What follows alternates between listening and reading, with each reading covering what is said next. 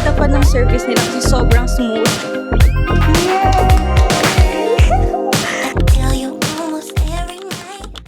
Okay friends, we're here sa banyo and one of the medyo malaking problem dito is konti talaga ng ilaw. So ayan lang, tsaka ito, tas hindi pa sila masyadong maliwanag. Pero ngayon, what I'm gonna do is ilalagay ko yung mga tinanggal natin before, kung napanood niyo yung vlog ko noon sa bathroom ko, tas lalagay natin siya dito. Wait lang. So unahin ko muna tong mga hooks. Yun, kasha. So, ito na yung lalagyan ko ulit ng mga hanger. Dito ko lalagay yung towels and such. Yusin lang natin. Pumili lang ako ng mga adhesive kasi tinapon ko na yung mga nauna. Ayan. This one, pang lalagyan siya ng mga shampoo. Sana kasha. So, I love using this one kasi pwede siyang iikot sa likod if sobrang layo nung susunod na wire. Hindi pantay. Pero okay na siguro yan. Yay!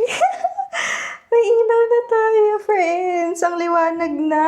Tapos, yung iba pala, nilagay ko sila sa wax paper para pwedeng gamitin ulit. Ang bilis nila matanggal. Nabasa ko lang to sa internet. Oo, diba?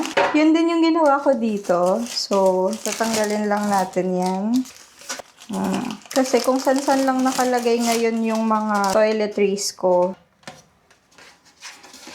Ganun pa rin kadikit tulad nung una. Make sure nyo lang na walang oils yung pader na pagdidikitan nyo. If ever naman na hindi na to gumana, may mga nabibili naman sa internet.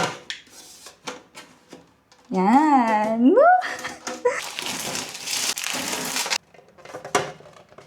Yay! Meron na ulit tayong lalagyan. Kung saan-saan kasi nakalagay mga gamit eh. Di pala, parang sobrang baba. Kailangan ba tinaas ko pa? Hindi naman dito. Ayan, kaya naman. So, ganun lang din yung gagawin ko dito. Ito yung mga lalagyan ko ng shampoo nung nakaraan. Dito ko ilalagay sa shower area. Good morning, friends! Today is curtain installation day. Hi, friends! Kung nakikita niyo mga kalat sa likod, please wag niyo munang pansinin. Kasi nasabi ko sa mga TikTok vlogs ko before na September talaga ako magsisimula mag-decorate. And sisimula natin yon sa cortina. So, last time pumunta na dito yung mga magkakabit ng cortina para sukatan tong area ko. Yung bintana, kung gaano kataas, kung gaano yung haba. And good start na cortina muna para maset na yung mood. Saka ko malaman kung ano yung mga gusto kong pieces. Yung cortina ko pala is from Blinds Aesthetic. And actually, friends, mura na sa kanila kasi nag-canvas din ako sa mga ibang supplier. And medyo mahal. And medyo mahal yung delivery fee. Tsaka hindi sila free ocular. So, dito, free ocular na sila. Tapos mura pa yung delivery fee. And actually, excited ako na medyo mixed emotions. Kasi honestly, etong bintana na walang curtain, okay na sa akin to. As in, ang ganda na niya, 'di ba? Parang hindi na kailangan ng anything. Pero kasi friends, kapag umaga, hindi ko makita yung pinapanood ko. Puro sunlight ang nakikita ko. Though hindi naman super init. Kaya lang minsan kapag wala akong tulog, syempre alangan naman mag-shades pa ako dito sa bahay. Parang medyo masakit lang siya sa mata kapag kulang ako sa tulog or kapag hapon tapos hindi ko makita yung pinapanood ko sa TV, ganyan. Yun yung medyo struggle sa akin. And para din maset yung mood ng gusto kong gawin dito sa apartment natin. Para malaman ko kung ano yung mga pieces na bibilhin. And curtain is a good start para maset yung mood sa pag-aayos, diba? Hello po. Sila, Jem po. Asan po sila? Nag-park lang po sa mall. Saan daw? Sa mall. Tapos sir, hindi pala ako magpapalock na lang para kahit anywhere, pwede siyang iganon. Pwede siyang dito.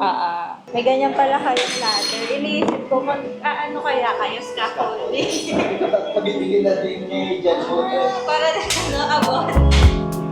No one ever knows where we're heading, where the story goes. You just gotta own on to your path. What feels right in your heart and your soul. I know you always wanna do what's right. I know you rather wanna flight than fight. But every now and then you gotta pause. Ask yourself, is this Friends, right? may cortina na tayo! Oh my gosh! So, 2 days na after ikabit nitong kurtina. This is the second day already. Pero hindi ko na ipakita sa inyo after ikabit kasi nagkaroon ako ng event that day. Pero, ayun, okay na. Nakakabit na yung kurtina. Meron na tayong shade. And I really love kung ano man yung kinalabasan kasi friends, ang ganda ng tela. Kuhang-kuha niya yung shade na gusto ko. Kuha niya yung texture na gusto ko. Yung mood na gusto ko for my next decoration. Ang ganda friends, hindi siya sobrang liwanag, hindi rin sobrang dilim. So I can still get the sunlight na kailangan ko every day for my vlogs. Pero kapag kailangan ko rin ng shade, I still have it. So dito kasi sa area na to, meron tayong bintana dyan. And kapag gabi, nakikita ko ng mga kapitbahay dyan. Pero nakakurtina naman sila. Pero dahil nga wala akong kurtina before, I can really see kung nakabukas or nakasara yung kurtina nila. Pero pag gabi ngayon, hindi na masyado nagkakakitaan. May shade na ako kasi yung texture na kinuha ko is parang meron siyang additional na texture para kumapal ng konti. So, ito yung kinuha ko. Nalimutan ko lang kung anong tawag dito. Pero as you can see, friends, di ba meron siyang parang design, yung cross-cross na ganyan. So, hindi siya plain. So, kapag nakaganyan siya, meron siyang konting shade pa na nabibigay. Also, friends, I got the S-fold curtain. So, sobrang smooth niya i-glide. Kapag kailangan ko i-open, pag kailangan ko i-close, ganun lang. So, hindi na kailangang motorize nung curtains kahit mataas siya kasi nag-glide talaga smoothly yung curtain and ang laking tulong nun, ang laking tipid din. Grabe friends, sobrang nagustuhan ko talaga yung naging outcome nito and kung gusto niyo rin magpakabit, you can get this sa Blinds Aesthetic. You can visit their page kasi mas mura talaga sila. Isa sila sa pinakamurang na pag-canvasan ko kasi umabot yung iba ng 80K. Tapos yung sa akin, mga 45K tapos delivery fee. Isipin niyo friends, sobrang laki nitong bahay, mga 4 to 5 meters yung taas ng window ko. Tapos, ang lapad din nung per window and 3 pa. Tapos, ganun lang kamura. And ang ganda pa ng service nila kasi sobrang smooth, sobrang bilis nila, tsaka mausisa talaga sila gumawa. So, if you guys wanna achieve this, just show this video to them para malaman nila kung ano yung bet nyo. And ask nyo na rin kung ano yung mga details or mga kailangan nila pag magkakabit.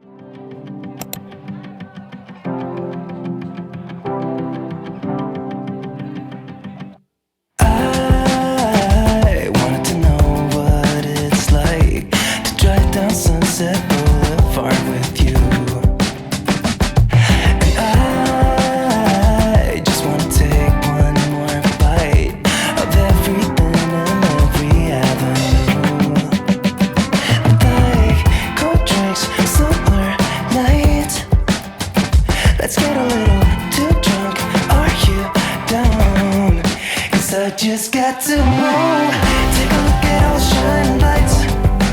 Nothing beats that view. Will you meet me on the floor tonight? And it's California. I couldn't have warned you, baby. Ooh, yeah, this place just makes you, kinda makes you want to. Ubus na. Naubos ko na yun sa akin. Parang gusto ko dukutin. Thank you very much. Can I just say everybody is a vision in white. All of us stronger than ever. Somehow women does have that ability to bounce back, right? Yes, from motherhood, from everything else that life throws at you. But yes, we are here, we're gathered. I'm Kay, Dove Hair Experience Lead, and I'm truly honored to welcome you tonight as we open a new chapter for Dove. One that's not just about innovation, but about powerful stories of rebirth. We believe that every comeback begins with your hair. And this is what we call the reborn theory. Because our hair carries our stories, the damage, the stress, the seasons of change. And when it's reborn stronger, everything else follows. It becomes a symbol of something greater. Resilience, renewal, and rebirth. This launch is especially meaningful because it marks a special partnership with Mega. Together, we brought to life the journeys of women who face life's toughest moments and emerge stronger than ever. These are stories that celebrate courage, resilience, and the beauty of transformation. And And tonight, we celebrate those stories, your stories, because at Dove, we believe that when your hair is stronger, the rest of you follows. As we continue through the evening, I invite you to enjoy the curated experiences and activities and immerse yourselves in the powerful narratives of women and their resilience brought to life by Dove. Thank you. But yes, this is the moment that we have all been waiting for, because behind this curtain lies a powerful reveal, a tribute to the stories that defines the reborn theory. Now I want to know, are you ready? In 5, 4, 3, 2, 1. This is unbreakable.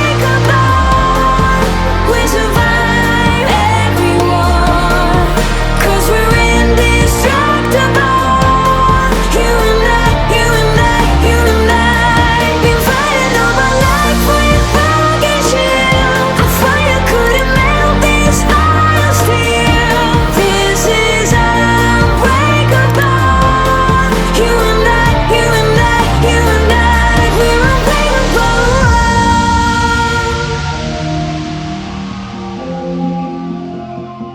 We're unbreakable. Sabi namin, maiiyak kami pag nakita na namin yung magazine. Kasi yung mga emotional na Guys, syempre sino ba naman? Fantasy namin ito mga...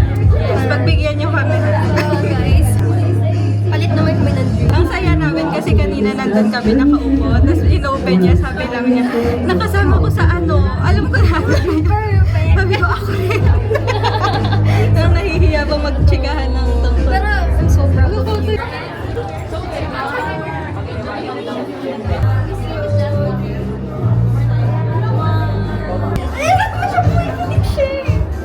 Ay, sorry. Straw.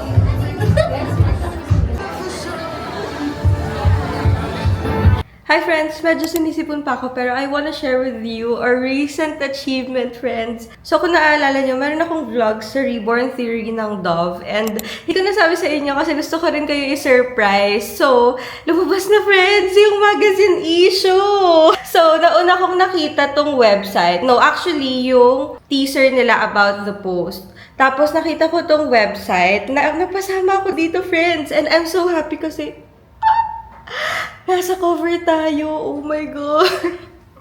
Thank you, Lord, talaga. Ito rin yung photo ko sa baba. Nakalagay yung Young and Hopeful. Ilalagay ko na lang yung link sa baba para if ever you can view. And confirm, nasa front page ako. Grabe, I'm so happy. Yun pa lang nung event na nandun ako sa malaking board nila. Sobrang saya ko na nun kasi hindi talaga ako nasasama sa mga ganito na kapag ka merong official photos na ginagamit. And now, nandito tayo. Nasa swipe talaga siya. Pero you can also do this para kung may iPad kayo, para ma-experience nyo yung buong magazine. Reborn Theory. Tapos you can swipe it. Nandun ako sa page 70. Kapag ito nababasa actually lahat. Kasi yung sa akin pa lang yung tinignan ko. Tapos para maka-jump kayo sa 70, click nyo lang to. Tapos hanapin nyo yung 70. So swipe lang natin and that's it! Oh my gosh! Sabi ko nga sana merong physical copy. Pero kung wala, ipiprint ko pa rin naman to. Binigay sa amin yung official photos na ginamit dito. Pati yung etong nilagay dito. Friends, I'm so happy! Naiyak ako. Ang OA. Pero yung nasa prayer list ko ngayon is Billboard. And basta feature. Na solo ako.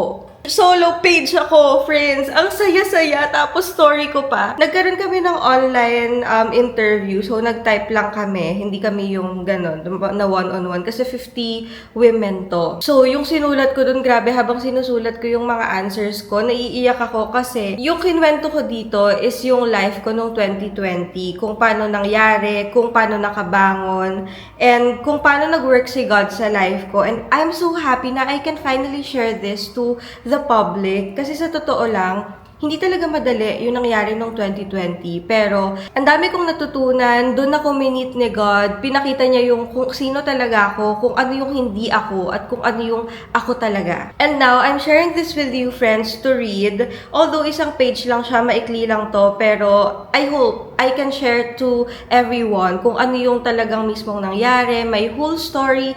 And ayun friends, I'm so happy na nandito na tayo ngayon. And thank you friends so much for staying with me. Iba talaga si Lord. Na-realize ko talaga na before, hinahangad ko talaga magkaroon ng ganito. Tapos na-realize ko na, iba pala talaga kasi yung desire ko. Yung gusto kong mangyari before sa desire ko ngayon. So now, God is turning my test into testimony. Friends, thank you so much. I love you all. You're all God's blessing to me. Oh, thank you so much, Dove and Mega Magazine. Thank you so much for this opportunity. Naalala ko before, sabi ko talaga sa sarili ko na someday, mafe-feature tayo sa isang billboard, magazine, interview with my nose, with my color, and with my story. So thank you so much talaga. And I tell you, God will prove to you the pangong sayang that you are talking about will be having her own billboard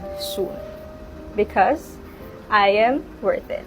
Lahat to nangyari, it's all because of you. God, thank you so much. My family and my friends. I'm so happy, friends, kasi unti-unti na siyang natutupad. And our second step is this magazine. Kung naalala nyo, meron na rin tayong billboard ng Dove. Hindi ko lang alam kung nabigyan ko talaga siya ng spotlight dito, pero this one is another step. So thank you so much, everyone. Hopefully, next time, mas ma-share ko sa inyo yung buo. Mas marami tayong maging gantong projects where I can share my experience, how God met me, used me and my life, and forever kong i-cherish tong moment na to. This is my first magazine feature, and hopefully sa mga susunod na taon, mas marami pa tayong ganitong feature, solo billboard, interview, yung alam kong mas maganda yung purpose. And I can't wait, friends, na makasama rin kayo doon kasi hindi naman ako magkakaroon ng ganito kung hindi dahil sa support nyo. So thank you friends so much. I love you all, and thank you to my family and my friends.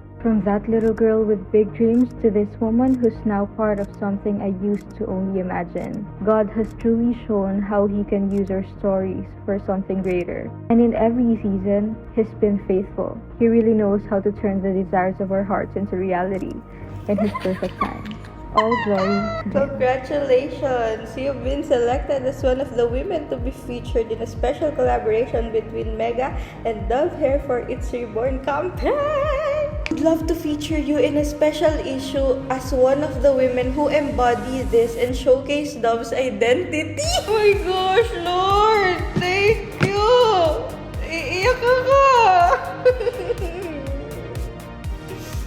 Naiiyak ako na! Oh my God!